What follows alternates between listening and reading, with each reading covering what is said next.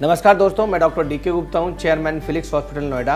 अभी बहुत सारे पोस्ट कोविड पेशेंट में खास करके देखने को मिल रहा है कि उनका ऑक्सीजन सेचुरेशन सडनली 50 या 50 से कम फॉल हो जाता है और उनको पता नहीं लगता और पेशेंट कोलैप्स कर जाते हैं और इवन डेथ तक देखी गई है। तो ये क्या है, इसको क्या बोलते हैं, ऐसा क्यों होता है, इसकी हम अलग बात करेंगे।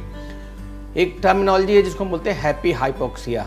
हाइपोक्सिया का मतलब होता है कि जब आपका नॉर्मल बॉडी के अंदर जो ऑक्सीजन कंसंट्रेशन है वो 95 से ऊपर रहती है, 95 टू लेकर 99% तक रहती है।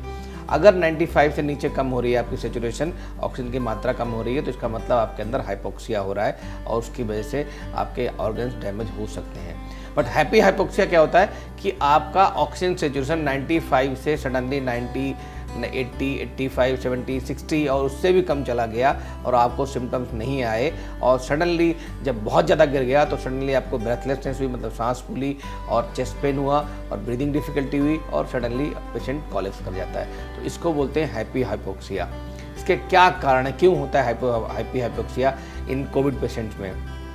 तो कोविड की पैथोजेनेसिस है, जो पैथोफिजियोलॉजी है, जिसमें पता करते हैं, तो इसके अंदर ये देखा गया है कि कोविड में हमारी बॉडी के अंदर बहुत सारे इन्फ्लेमेटरी मार्कर्स रिलीज होते हैं। जब बॉडी के अंदर इन्फ्लेमेशन होता है वो होता है कब, जब वायरेमिया होता है, जब वायरस अंदर जाकर रेप्लिकेट करता है। रेप्लिकेट करने की वजह से हमारी बॉडी के अंदर जो इम्यून सिस्टम है उसकी वजह से उसके अगेंस्ट बहुत सारे इन्फ्लेमेटरी मार्कर्स रिलीज होते हैं जो उसको डैमेज करते हैं, वायरस को मारते हैं। कभी कभी ये मार्कर्स जो हैं इतने ज़्यादा बढ़ जाते हैं कि हमारी अपनी बॉडी के लिए भी नुकसानदायक हो जाते हैं। उसमें क्या होता है कि बहुत सारे मार्कर्स क्या करते हैं, हमारी बॉडी की जो कोगुलेशन स्टेट है, जो अंदर रक्त के थक्का जमने की जो स्थिति है उसको बढ़ावा देती है और बहुत छोटी छोटी नलियों में जो हमारी आर्टरीज हैं, वेन्स हैं, उनके अंदर थक्के जम जाते हैं। लंग्स के अंदर जो सप्लाई करती हैं बहुत सारी कैपिलरीज हैं उसके अंदर थक्के जम जाते हैं। तो जो माइक्रोवेस्कुलर क्लॉटिंग होती है उसकी वजह से ये हाइपोक्सिया देखने को मिलता है। बिकॉज जब हाइपोक्सिया होगा मतलब मीन्स जब यहाँ क्लॉटिंग हो जाएगी इन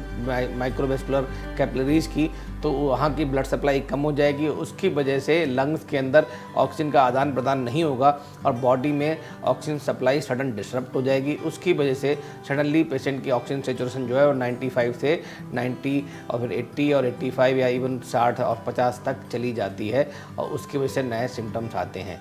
तो अगर हमें इसका ध्यान रखना है तो ये बिल्कुल ध्यान रखना है कि आप अगर पोस्ट कोविड आप ठीक भी हो गए तो आपने ब्लड टेस्ट करा के ज़रूर देख लें कि आपकी जो इन्फ्लेमेटरी मार्कर्स हैं, डी डाइमर है, LDH है, सीरम फेरिटिन है, CRP है, प्रोकैल्सिटोनिन है, इनकी क्या मात्रा है, किस तरह से बढ़ेंगे, PT INR का क्या लेवल है, कहीं ऐसा तो नहीं आपकी बॉडी में हाइपर कोगुलेशन स्टेट हो रही है।